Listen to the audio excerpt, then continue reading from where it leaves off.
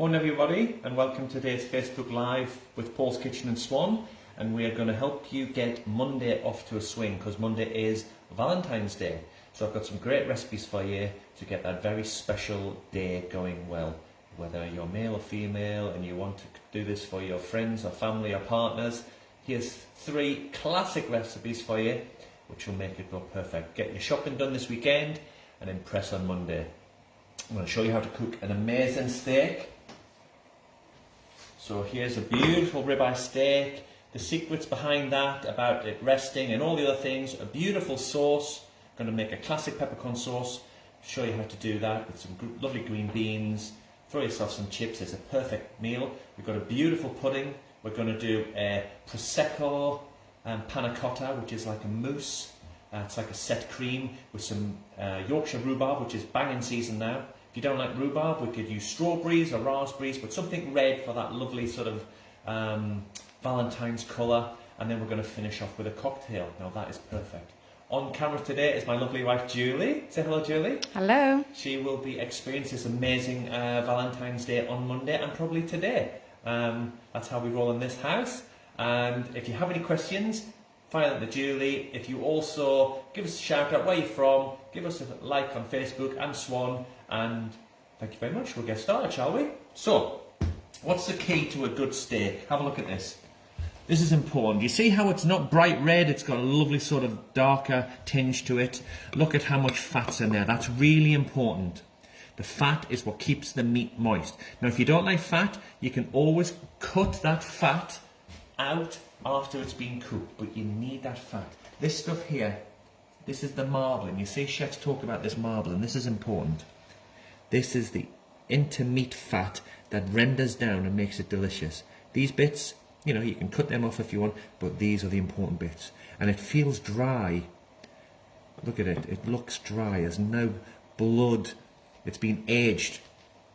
The good sort of numbers you want to be looking at are between sort of 28 days and 45 days. See a quality butcher, you'll get some good meat. Also, this has been out for an hour. It's been sitting for an hour at room temperature. Just going to put my grill on. Sitting for an hour at room temperature, you need that so it cooks evenly. If it's freezing cold in the middle of the steak, it's going to take longer to cook, and then your outside's going to be overcooked while your inside's going to be too rare. And what cut is that? That's a ribeye. So this is my favourite. You can get sirloin, you can get fillet. You don't want to use something like silver side or top side. That's more of a roasting joint and it's more of a slow braising joint. So your 4 what you call class 1 steaks are fillet, ribeye, rump and sirloin. Stick to them 4 and that'll be perfect. This sauce is also great with white meat if you don't like red meat. And you could also do this sauce if you're vegetarian with something like a nice steak of cauliflower roasted the same way. So let's make a little start. Okay, hi from Leanne Willis, hi from Diane, Leanne. Hi from Meada, Lucy Mickle-Williams, Craig Heap. Everyone's tuning in. Everybody sounds like they're getting ready for Valentine's Day. So thanks for joining. Particularly Craig Heap, he is a top chef. There we go. I've got some pepper. So what have you put on that? I've just put a tiny bit of oil. And I've just put a little bit of pepper, a little bit of salt. Like so, and that's just going to season that meat. I haven't used a lot of oil because there's enough fat in there. I don't need too much because that's going to come out. Right, so my grill is hot enough. I'm just going to put that on. And that's going to take about 3 minutes. I'm just going to have a little wipe. 3 minutes in total? 3 minutes in total. This is the good thing about this grill is it cooks both sides. And what will that result in? Is that well, it's going to cook it evenly. Both top and bottom element on the grill cooks. If you don't have one of these, get one. If you've already got one, please use it. They're brilliant. And if you don't have it, you can do it in a good old-fashioned pan. And that, what you do then is you would turn your steak at about 1.5 minutes. But will that result in a medium steak? What about people who... medium rare. for that length of time. Give it another minute if you want it medium. Give it another minute if you want it more well done. Right, so let's have a look at this sauce I'm going to be doing. Yeah, Christopher's asking, did you season it both sides? Yes, I did. Both sides. Rebecca Hall says hello, Mike Rawson says hello, and Christopher Redmond. Hello everybody, thanks for joining. Right, very small knob of butter for your sauce. And I'm going to get that nice and hot. And I'm going to put in that some shallots here, some garlic, some mustard, some cognac, some Worcester sauce, some cream, some peppercorns, and some beef stock. You can get all of these products in the supermarket, particularly these great fresh stocks now. Use that instead of the powdered stuff. It's way more better. Right. I'm going to start by... The butter's bubbling, yeah. Dicing my shallot, nice and finely. So when you're dicing, remember, keep the root on. It keeps it from falling apart. Cut one way, then cut the other way. Like that. Look at that, beautiful. And you get a lovely small dice. Tina's just joined from Holland. Hi, thanks for joining.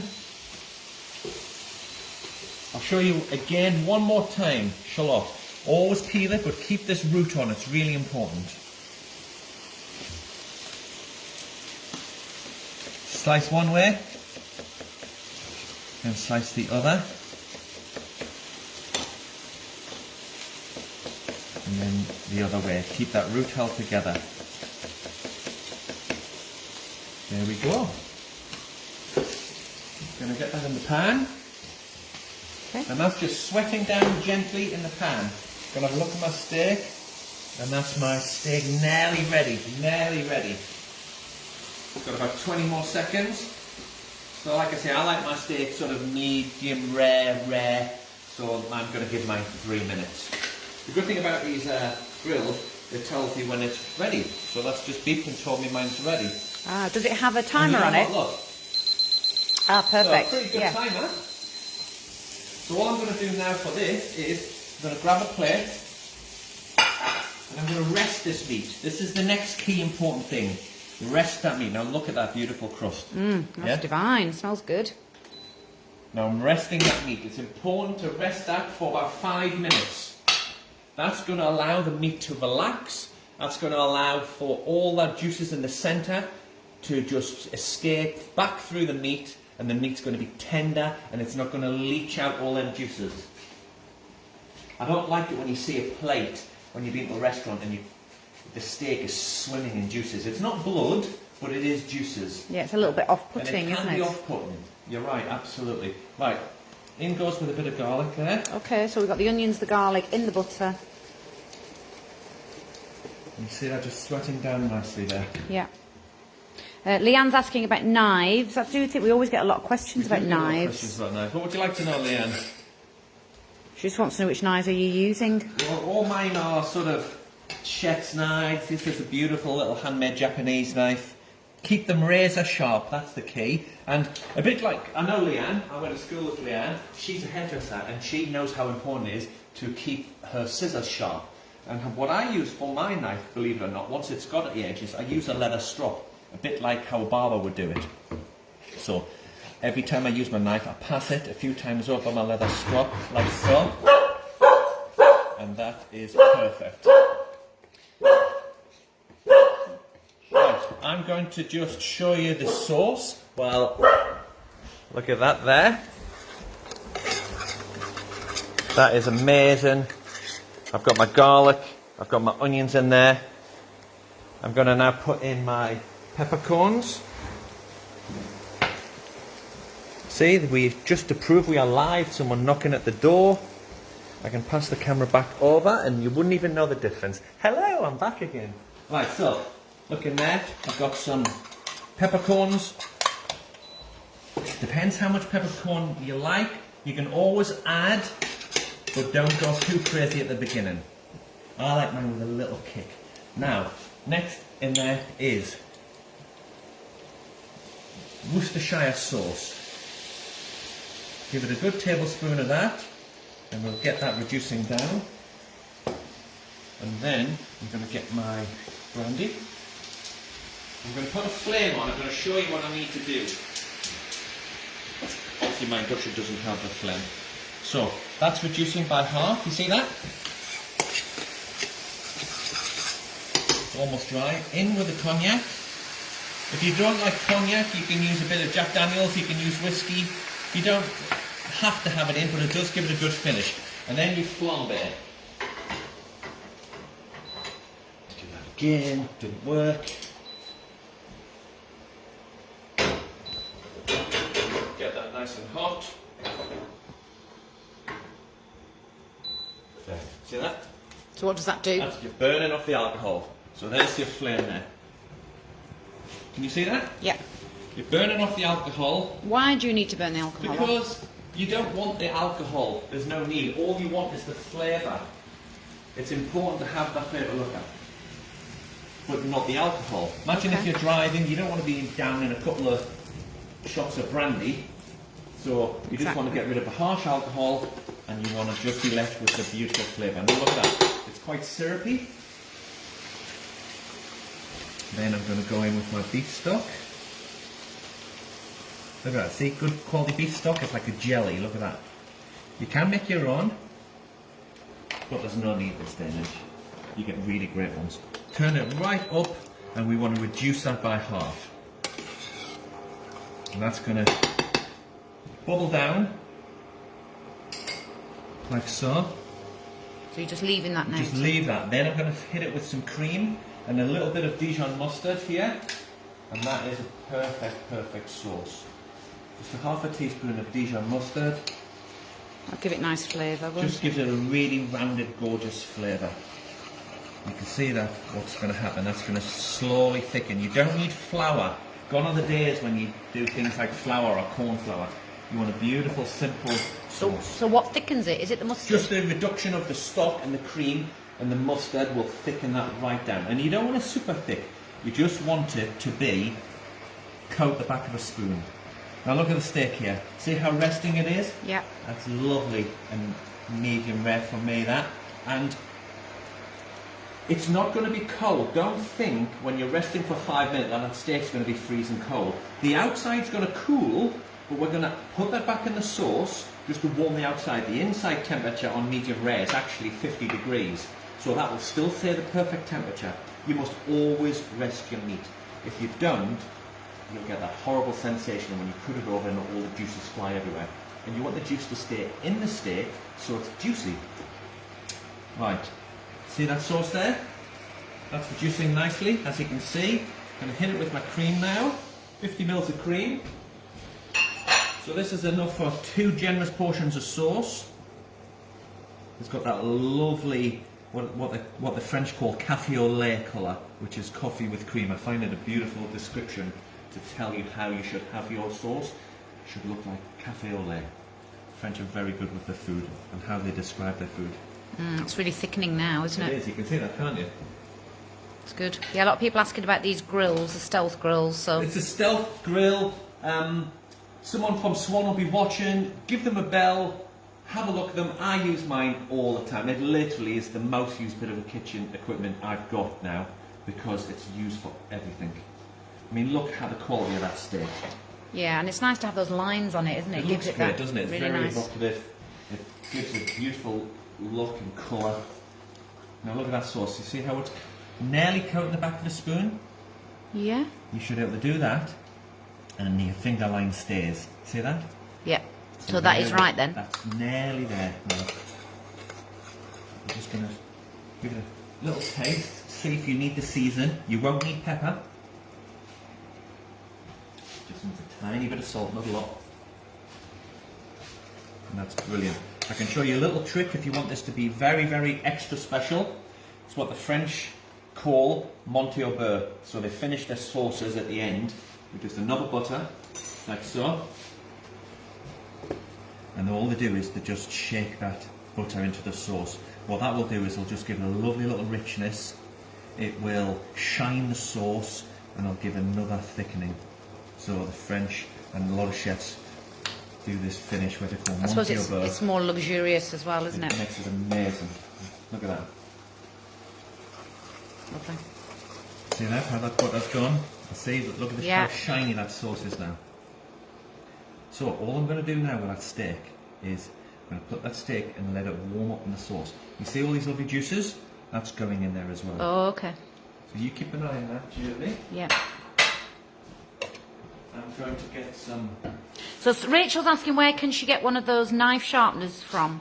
If you type in Google leather strop. That's STROP? Yes, for knives. There's a company in London I got mine from called Blenheim Forge, very good quality.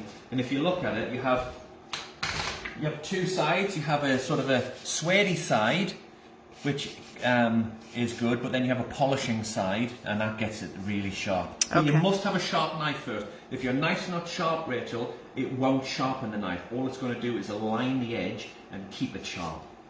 Okay. So it's probably best to start with your brand new knives. If you get a brand new knife, use a leather strop, you'll never need anything else. But you must, as I always say when it comes to sharpening stuff, you sharpen before you use it, you sharpen while you're using it, and you sharpen after you use it. If you do that, your knives will always be sharp. And seriously, my knives are so sharp you could shave with them, and that's how they should be. I know that sounds scary, but if you're going to cut yourself, you far better cut yourself with a sharp knife than a blunt knife, because blunt knives cause a lot of damage to your skin. So that's a good little knife lesson. So I've got some boiling water here. Okay. I've got some salt going in there. I'm going to have a bit of butter in there because, you know, I like a little bit of butter.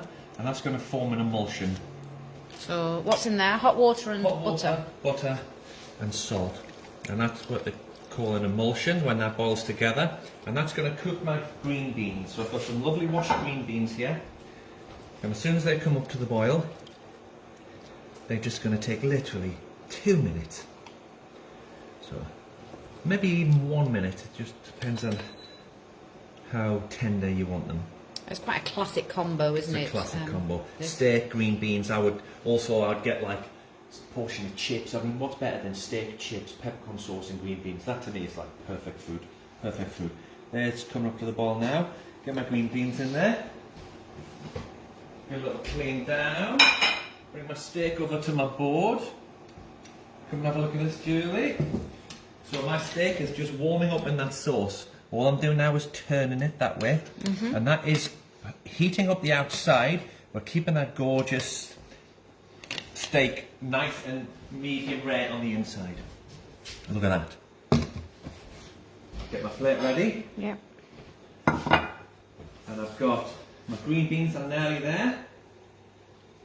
Teeny says that's the sauce she makes. Oh, lovely. Do you do it the same way? Do you add things like Worcester sauce in yours? Everybody's got a slightly different recipe, but I think you've heard me use this word, and you've heard other chefs use this word, umami, which is this beautiful sort of salty, savoury sweetness that has hidden taste. It brings a lovely umami to the dish. You've got these lovely shallots on top. Look, see them gorgeous shallots? All that adds. It's almost like a veg in there. You can see that beautiful, remember the colour I said, 𝗃𝐴, that lovely coffee colour? Yeah, it does look good. That's good. And my green beans are nearly ready there. Joyce has just tuned in. She said it looks amazing. It looks amazing. It is amazing, and I'm going to taste it soon. So there's my green beans, cooked in my emulsion. You see that sort of buttery water. And what you'll also notice is, once I drain them out of there, you won't need any more butter. That's good. Now, an emulsion sauce is something you can make a pasta sauce with, isn't it? It is, yeah. When you do pasta, if you keep a little bit of the pasta water, just put that with a knob of butter, a few sage leaves, a few halves of cherry tomatoes, makes an amazing pasta sauce. And then you thicken it just with a few little grates of fresh parmesan. Amazing. Yeah. Dottie's joined in. Hi, Dottie. And Kathy from AZ. I'm not sure where AZ is. There you go, look at that. But hello, Kathy. Hello, Kathy. We've got a little bit of, tiny little bit of salt there. Yep. Going to give it a few turns of pepper. Then I'm going to get my steak on there. Oh, Arizona. Oh, nice. Lovely. There you go, look Welcome, at that. Kathy. There's my sauce. going on there. Wow. There is the perfect steak au poivre. Grilled steak with peppercorn sauce, green beans. If you imagine a little side dish of chips, I mean, how good does that look? That looks so good and smells very good. Have a little taste inside. So Teeny said that she did do her sauce that Now, way, look at that. but oh, let's have a look. Sorry. Look at that perfect medium rare. Look at that. Oh yeah. No juices flooding out. It is just perfectly done. Look how it's still nice and hot. That is the perfect steak. Looks good. And it is so tender. It's absolutely unreal. That looks good. Everyone's So, saying it looks good. First dish, I think that would be a winner in anybody's books. But let's get this, I'll just put this over here. Let's get this day even better. And what is better than to finish off with a beautiful dessert? Just do that. We will eat that for Dottie's just asking which cut of meat was it you used again for the steak? I used ribeye, Dottie. But the four, what I call first class steaks are fillet, sirloin, ribeye or rump. Remember them 4 cuts. You'll not go wrong if you make a steak out of any one of them. My personal favourite is ribeye. I like the fat. Keeps the meat juicy. Right. So, let's make this beautiful pudding. So I've got my pan here. Okay, so what are we making? I'm making a Prosecco panna cotta. Wow. And then I'm going to use the rest of the Prosecco to make an amazing cocktail. So in this pan, I'm going to put some double cream, okay? Okay, double cream. I've got 150 mils of double cream. I've got 30 grams of sugar going in there. Yep.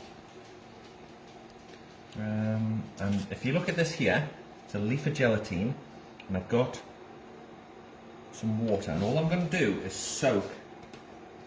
Is that cold water or hot? Just cold water. All you want to do is soak that leaf of gelatine, and what's going to happen is that gelatine is going to soften, and once it's soft, then you can melt it into the cream mix. If you don't soften it first, you can get little bits that won't melt. So be careful. Okay, so what sort of temperature have you got this cream and sugar on? This is going to go to, we're going to bring it up to the boil, and then we're going to simmer it for 1 minute.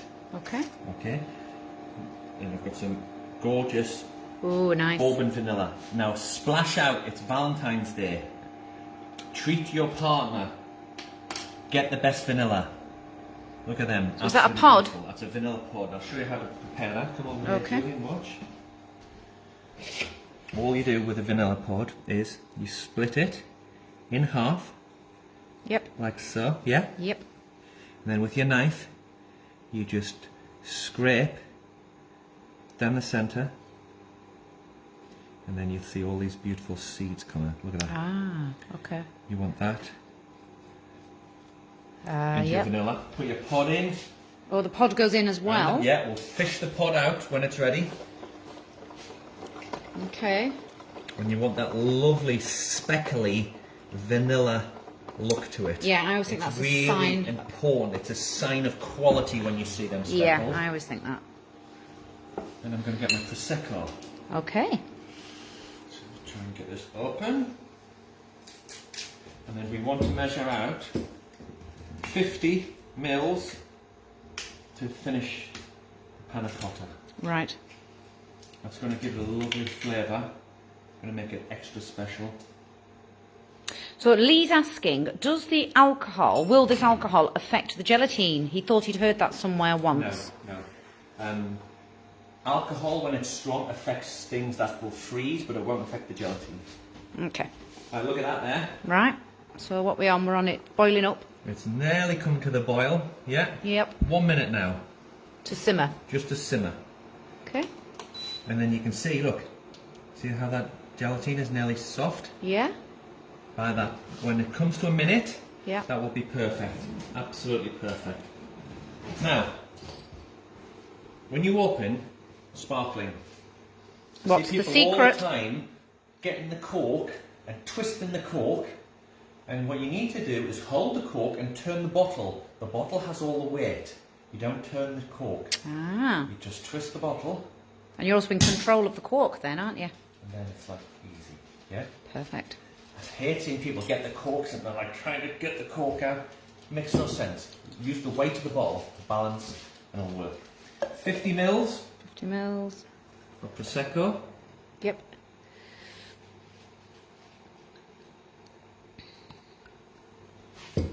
Lovely. Check that out. That's it Okay, done. so that's your minute. So you're adding. Now, Oh, it adding does my smell good. gelatine in there. Gelatine sheet in. Yeah, in there. Yep. I'm going to give it a little whisk to make sure it all gets melted. Like so. I'm dispersing all them beautiful vanillas through the panna cotta. I'm going in with my, a little bit too much there. Okay.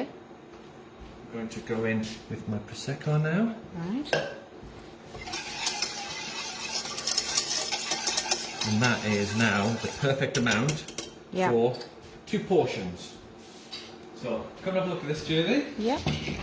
So what have we got here? So what I've got there is an ice bath. Yep. So I've got a jug with a bowl, and it's full of ice. Yep. And all I'm going to do is pour that into there. Okay. Yeah, and that's going to start the process of cooling it down. Yeah? Because I want that vanilla to be totally suspended. If you're not careful and you put it in your glass too hot, your vanilla will slowly sink to the bottom. And I don't think it looks very good. Have you ever had a fresh vanilla dessert and you've seen the bottom of the container, just loads and loads of vanilla sunk at the bottom? I just don't think it's right. You've not got that vanilla flavour and that beautiful look of the vanilla suspended all the way through. So that's the best way to do it. Okay, so quick question from Dottie. When you added the gelatine and the Prosecco, was your heat still on? I took it off the heat because it boiled. So the gelatine will definitely melt. I'm keeping that Prosecco in there. I don't need to boil that Prosecco. If you look at that, that is now, and I've left the vanilla pod in there because what I want to do with our vanilla pod is I want to get as much flavour out of that as possible. So that is just continuing to draw any extra flavour out of that vanilla pod, which is really important. Okay. Another great thing is once your vanilla pod is used, don't throw it away. Give it a wash off to get the dairy off it. Put it in a small pan with some water, bring it to the boil, and then when it's cooled down, use one of these blenders and liquidize it. You've got the most perfect vanilla essence. So a lot of people throw away the pod. Some people use it, some people say put it in sugar, which is also good, but the moisture makes the sugar clump. But I think the best way is to use all that pod, a little bit of water, blend it, and then you've got a great like vanilla bean paste, which is the next best thing to the seeds. Vanilla's expensive, so you want to use as much as you can of it and grab as much flavour out of it as possible. Alright, come and have a look at this, Julie. See how the vanilla's gorgeously suspended there? Yep. That's not sinking now. And I'm going to get my glasses. They're pretty. Pretty, get yourself some gorgeous glasses, like so. Nice. And then I'm going to fish out my vanilla carefully. I'm going to put that just there and I will use that later.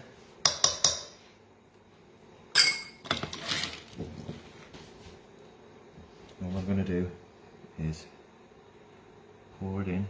Mm-hmm. Make sure you've got a nice even sized portion. Yeah. If you want it absolutely bang on, you could put your glass on the scale and that way you know it's the perfect So size. this is enough for two portions. Two portions, yeah, because you don't want too much, do you? Well, it's, you know, you've used double cream, it's rich. Yeah. You don't want to have too much. Okay. And you see how a gorgeous vanilla's suspended. It's like a beautiful looking sort of a lovely custard colour. Yeah, it's I'm going to pretty. pop them in the fridge now. Okay.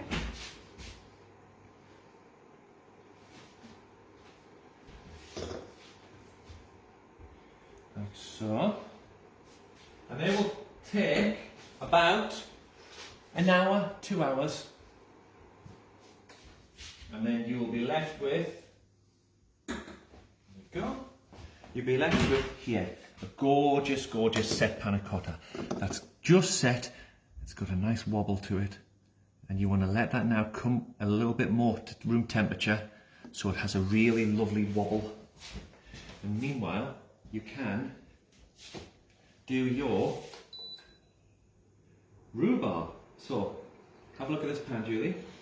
In this pan, I've got 50 mils of water. I'm going to bring that to the boil. I've got 40 grams of sugar going in there. And I'm going to bring that to just a light syrup. I'm going to set my timer for 1 minute. And I'm going to poach my rhubarb. Okay. So have a look at this gorgeous Yorkshire rhubarb. It's famous around the world. It's banging season now.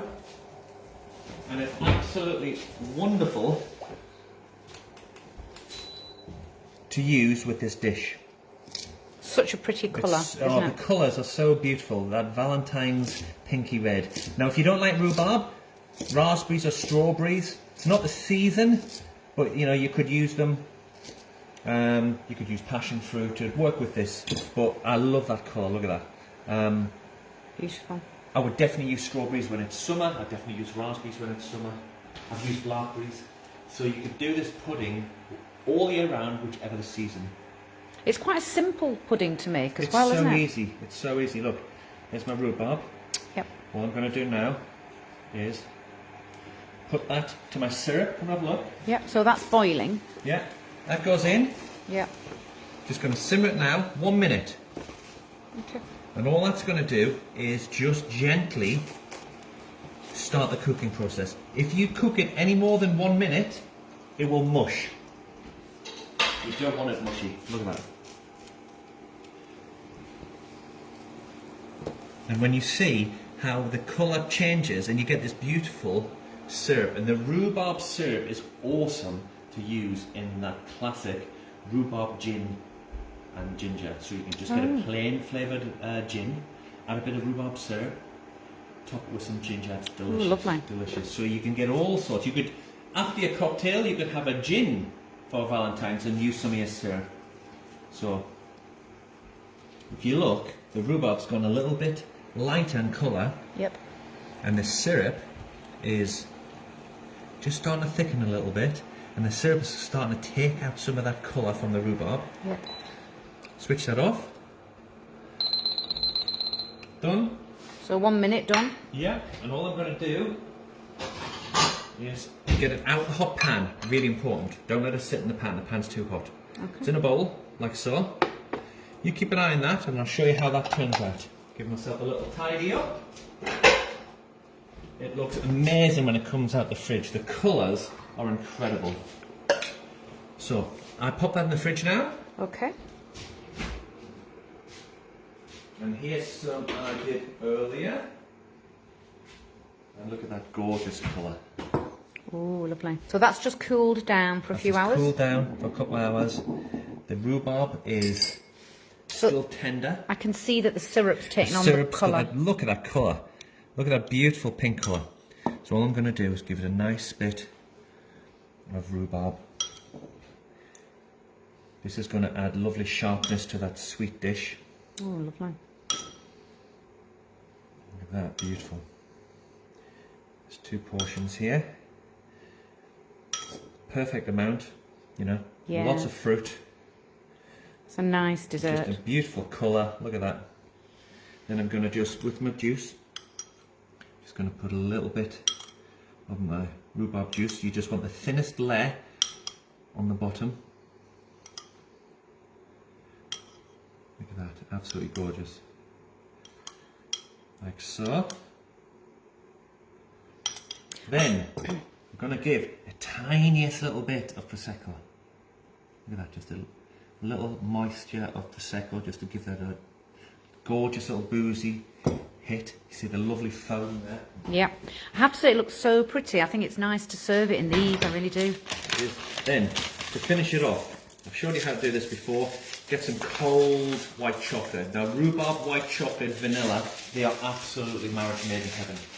So get your white chocolate, good quality, from the fridge.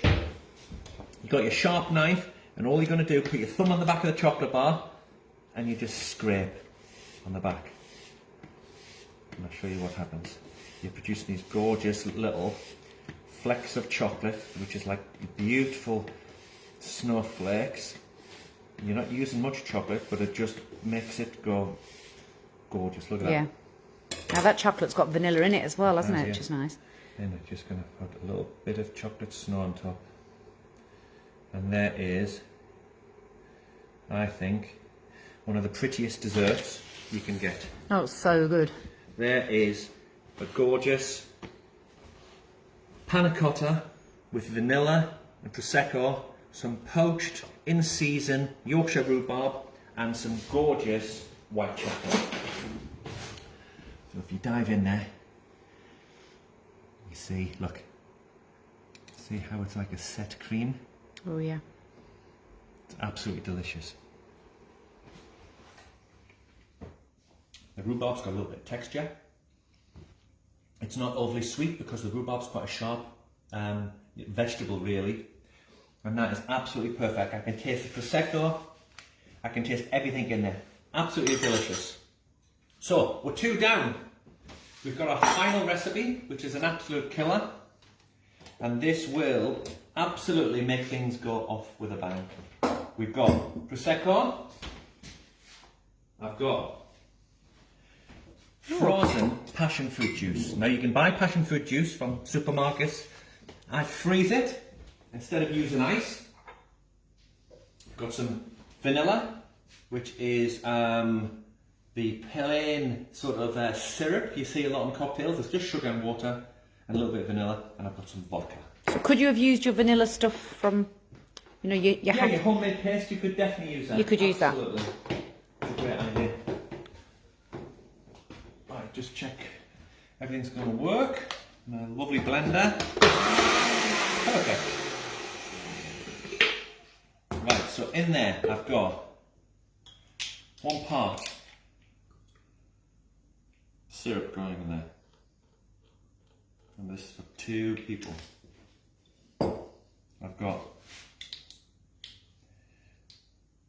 double vodka, so it's got a vodka each going in there. And then I've got my frozen passion fruit. Now be careful when you cut this.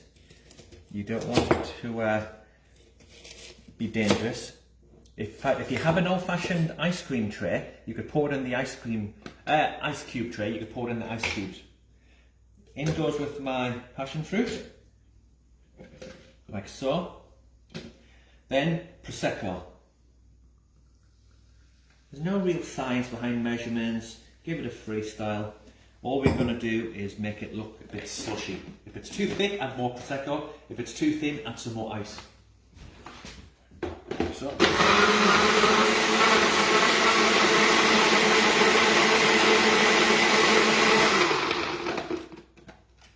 Add a bit more ice in there. Yep, does it feel a bit thin? It feels a little bit thin, but it's got that lovely thickness to it, which is amazing. I don't want it, it's not a dessert, remember.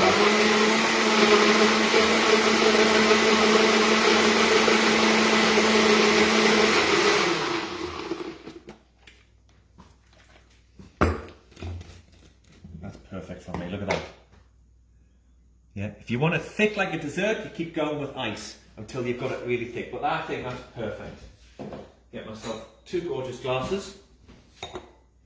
And all I'm going to do is pour in my gorgeous frozen Oh, that's cocktail. a nice texture, Look at that. gorgeous. Remember, it's a drink. Look at that. A little bit of ice in the bottom. There is my passion fruit and vodka slushy. Absolutely perfect to finish off your Valentine's night. We've got a gorgeous steak with peppercorn sauce.